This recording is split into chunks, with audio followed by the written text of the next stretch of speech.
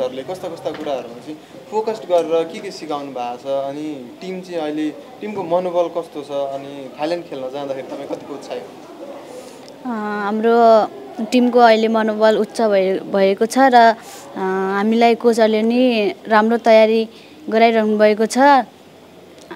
हामी सबै प्लेयरहरू आफ्नो ठाउँमा अव्वल छौँ। जस्तै खेलाडीहरूमा एक अर्काको चाहिँ कतिको क्षमतावान छ भनेर जान्नुपर्ने पनि हुन्छ होइन।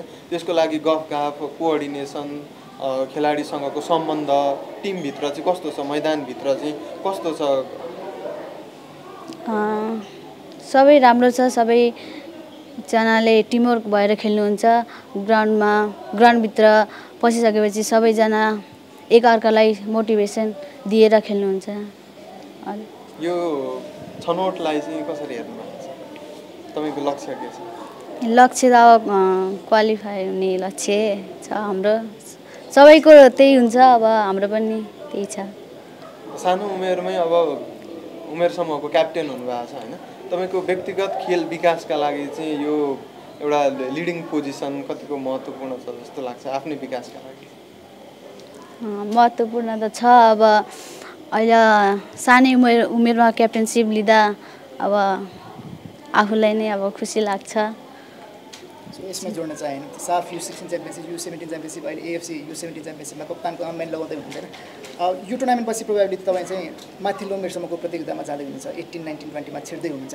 यो जर्नी चाहिँ कस्तो रह्यो? तपाईँ निर्विकल्प कप्तानी हुनुभयो होइन, कोही छेउछाउ पनि आउन सक्नु भएन। यो जर्नी चाहिँ कस्तो रह्यो U16 देखि U17 सम्म?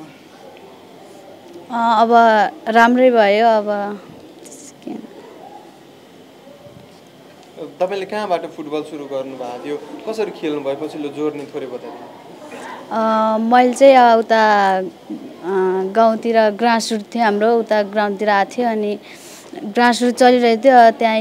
त्यहीँबाट आफूलाई फुटबलतिर हल्का मन लागेर उतातिर गयो खेल्नको लागि जान्थेँ। अब यतिकै यहाँसम्म आइपुग्यो। हजुर, थ्याङ्क यू।